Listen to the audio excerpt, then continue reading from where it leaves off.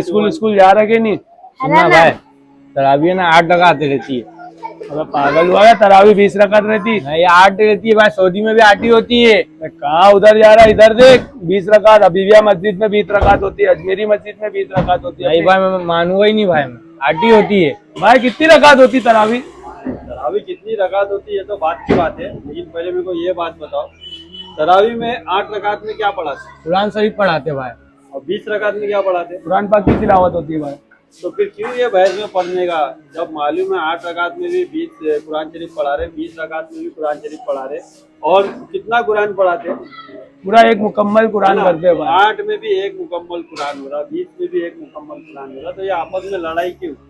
यही बोल रहा ना भाई, 20 होती है तो 20 रकात पढ़ाते हैं भाई। मैं ये बोलूंगा मेरे भाई, 8 पढ़ो या 20, ये हमारा काम नहीं है। हाँ ऑडियंस, अगर आप लोग को मालूम है कि कितनी रकात होती है तो कमेंट में बताओ, और क्यों होती है वो भी बताओ। Thank you. भाई इनको नहीं